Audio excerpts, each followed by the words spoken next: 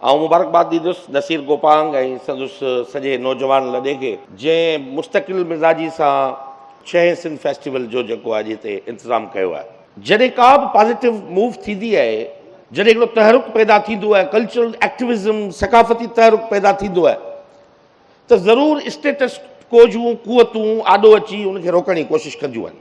जेका नई ॻाल्हि कान्हे, अदालत सॻोरी इहे फ़ैसिलनि खे ॿियनि खे मुसलसल इन्हनि शयुनि खे फेस कयूं पिया, पर हिकिड़ी शइ इहा टेस्टेड ॻाल्हि आहे त बर सग़ीर सब कॉन्टिनेंट में जेकॾहिं इंतिहा पसंदी जो, बुनियाद परस्ती जो, अदम तशद्दुद जो जेकॾहिं मुक़ाबिलो 800 सालनि ताईं जेकॾहिं कंहिं एलिमेंट कयो आहे त उहो कल्चरल एक्टिविज़म कयो आहे। उन ज़माने में लिटरेरी फेस्टिवल कोन हूंदा हुआ, पर इहे फ़क़ीरनि जे दरवेशनि जा मेला ज़रूरु हूंदा हुआ। जॾहिं धमाको थिए थो, समूरी दुनिया में फ़िलहाल शयूं शंट थी वञनि थियूं, कारोबार बंदि थी वञनि था।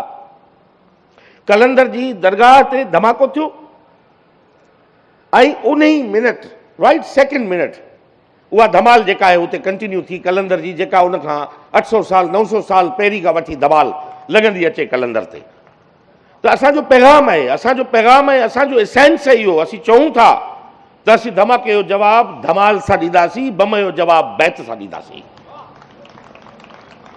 ऐं असां जेकॾहिं कल्चरल तहरुक पंहिंजी समाज में पैदा न करियूं, सोसाइटी में पैदा न कयूं, कंहिंखे स्पेस ॾींदासीं?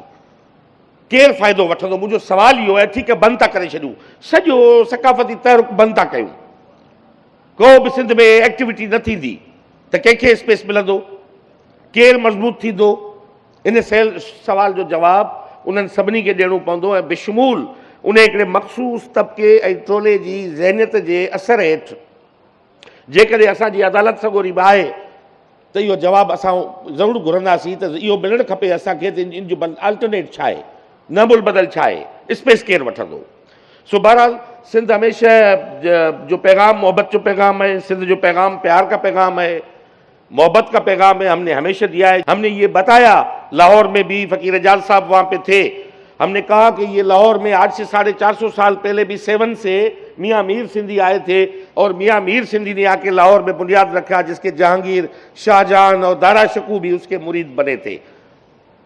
तो ये पैगाम सिंध से गया था। हम आज भी हमारा न ज़बान की बुनियाद पे, न बोली की बुनियाद पे, ज़बान की बुनियाद पे, हमें कौमियत की बुनियाद पे किसी से झगड़ा है। हमारा अगर इख्तलाफ है तो एक मखसूस ज़हनियत से इख्तलाफ है, उस सोच से हमारा इख्तलाफ है। और हमारा किसी से कोई, हम ज़बान की बुनियाद पे खुशहाल खान खटक से भी इतना प्यार करते हैं जितना हम बुल्ला शाह से करते हैं, हम रहमान बाबा से भी इतना प्यार करते हैं जितना मस्त तवक्कली से प्यार करते हैं, हम उतना ही शाह लतीफ़ और सचल से प्यार करते हैं।